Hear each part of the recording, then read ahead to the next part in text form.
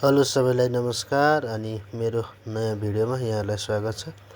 यहाँलाई मैले इन्डोर प्लान्टहरू देखाउँदैछु। यो चाहिँ रुमभित्र राखिएको प्लान्ट हो। यो प्लान्ट चाहिँ हेर्दा पातलो अलि अनहेल्दी जस्तो देखिएको छ। यो चाहिँ कसरी हुन्छ भन्ने बारेमा चाहिँ यहाँलाई देखाउन गइरहेको छु। कुनै पनि प्लान्ट चाहिँ रुमभित्र सधैँभरि रहँदैन। सधैँभरि राख्दाखेरि चाहिँ त्यो पात डढ्ने घट्दै जान्छ अनि अलिकति लाइट आउने, हावा क्रस हुने, उज्यालो कोठा छ भने चाहिँ अलि धेरै समयसम्म भित्र राख्न सकिन्छ। होइन भने यसलाई चाहिँ चेन्ज गर्नुपर्ने हुन्छ।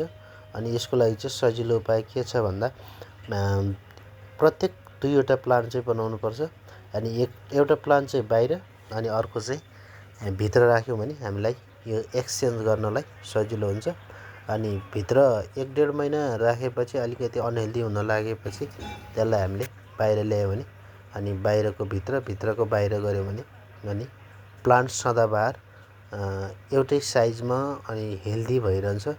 अनि बाहिर राख्दा चाहिँ हामीले विचार पुर्याउनु पर्ने कुरा चाहिँ के छ भन्दा डाइरेक्ट घाम पर्ने ठाउँमा राख्यौँ भने चाहिँ यो भित्र राख्दाखेरि बिरुवा कलिलो हुने हुँदा बाहिर घामले डढ्ने सम्भावना बढी हुन्छ। त्यही भएर चाहिँ हामीले यसलाई चाहिँ अलिक शीतल ठाउँमा, बरन्डा जस्तो ठाउँमा, डाइरेक्ट घाम नपर्ने ठाउँमा राख्यौँ भने अनि यो प्लान्ट सधैँ हरियो भइरहन्छ। अनि भित्रको अलि अनहेल्दी जस्तो आफूलाई लागेको फिल भएको खण्डमा अनि बाहिर ल्याएर राख्न सकिन्छ। अनि भित्र राख्दा कतिजनाले चाहिँ पानीको मात्रा नमिलाउनको कारणले गर्दा पनि बिरुवाहरू मर्ने सम्भावना हुन्छ।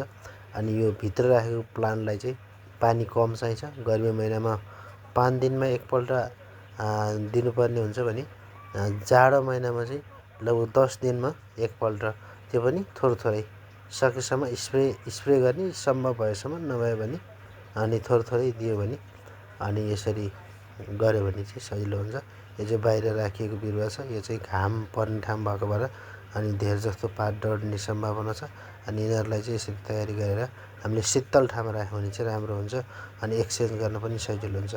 हस्, धन्यवाद।